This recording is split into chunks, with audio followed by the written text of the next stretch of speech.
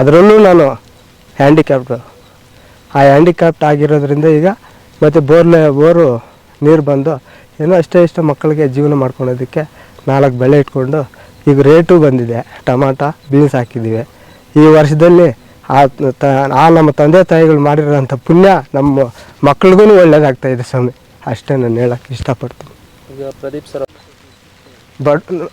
ನಮ್ಮ ಚಿಕ್ಕಬಳ್ಳಾಪುರ ತಾಲೂಕು ವಿಧಾನಸಭಾ ಕ್ಷೇತ್ರದ ಪ್ರದೀಪ್ ಸರ್ ಅವರು ಬಡವರಿಗಾಗಿ ಏನೇ ಆಗಲಿ, ಒಂದು ಆಸ್ಪತ್ರೆ ಆಗಲಿ, ಒಂದು ಕಷ್ಟ ಸುಖ, ಒಂದು ಮನೆ ಆಗಲಿ, ಇನ್ನೊಂದು ಮತ್ತೊಂದಾಗಲಿ, ಏನೇ ಆಗಲಿ ನಾವು ಹೋಗಿ ಸ್ವಾಮಿ ಈ ಥರ ಆಗಿದೆ ಅಂತ ಹೇಳಿದಾಗ ಅವರು ಏನೇ 101 ಇರಲಿ ಅವ್ರ ಕೈಯಲ್ಲಾಗಿರೋಂಥ ಕೆಲಸನ ಬಡವರಿಗೆ ತುಂಬ ಆತ್ಮಸಾಕ್ಷಿಯಾಗಿ ಮಾಡಿ ಜನಗಳನ್ನ ಅದೇ ಥರವಾಗಿ ಭಾವಿಸ್ತಾರೆ, ಅದೇ ಇಷ್ಟಪಡ್ತಾರೆ ಜನಗಳು. ಪ್ರತಿ ಹಳ್ಳಿನಲ್ಲೂ, ಇಡೀ 400 ಹಳ್ಳಿನಲ್ಲೂ ಆ ಸರೋವರನ್ನ ಈಗ ಹೊಗಳ್ತಾ ಇದ್ದಾರೆ. ನಮ್ಮ ಪ್ರದೀಪ್ ಸರ್ ಅವರು ಬೋರ್ವೆಲ್ಲನ್ನು ಮಾಡಿಕೊಟ್ಟಿರೋದ್ರಲ್ಲಿ 1.5 ತಿಂಗಳಿಂದ ಬೀನ್ಸು ರೇಟ್ ಇದೆ 500ರಿಂದ 600 ರೂಪಾಯಿ ಇದೆ. 1.5 ತಿಂಗಳಿಂದ ಕೊಯ್ತಾ ಇದೆ.